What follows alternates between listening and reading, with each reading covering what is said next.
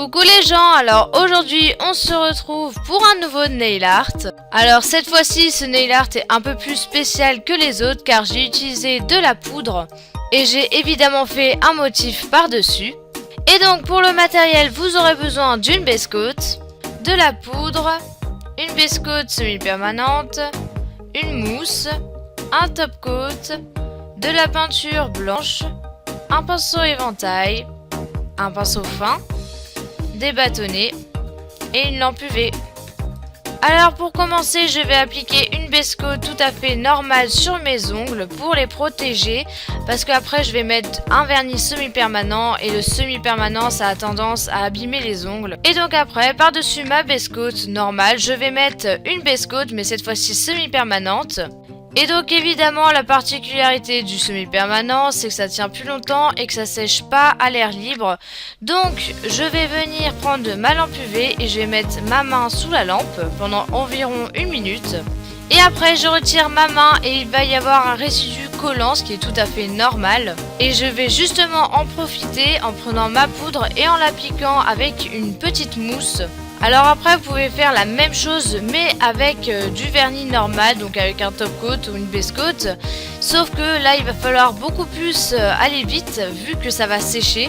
Alors qu'avec du semi-permanent on peut prendre son temps, il y aura toujours le résidu collant.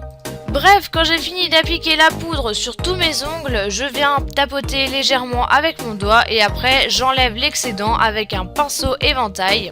Et pour être sûr que la poudre ne partira pas, je viens appliquer une couche de top coat sur tous mes ongles. Alors pour le coup, j'ai utilisé un top coat tout à fait normal.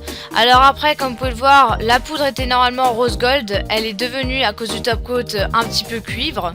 Mais bon, si vous prenez un top coat spécial pour la poudre, je pense que ça ne changera pas la couleur. Et bref, là je suis passée au motif, j'ai commencé par faire un trait blanc un petit peu sur le côté de mon ongle. Et là j'ai fait un espèce de rectangle coupé juste à côté. Et j'ai commencé à faire la nervure principale de ma feuille.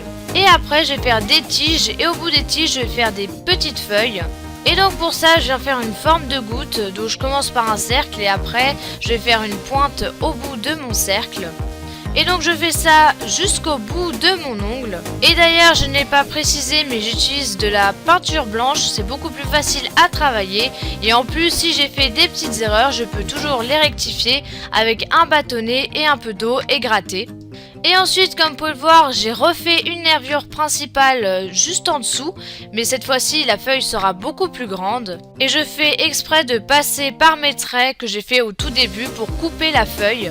Et quand j'ai fini de faire toutes mes feuilles et que tout me plaît, je finalise le nail art en mettant un top coat, toujours un top coat normal. Et je suis d'ailleurs obligée d'en mettre un vu que j'ai utilisé de la peinture et ça partirait avec de l'eau. Et faites attention à ne pas faire baver le motif, mais normalement il n'y aura pas de souci vu qu'on a utilisé de la poudre et de la peinture. Et voilà, ce nail art est terminé, j'espère qu'il vous aura plu. On se retrouve la semaine prochaine normalement comme d'habitude.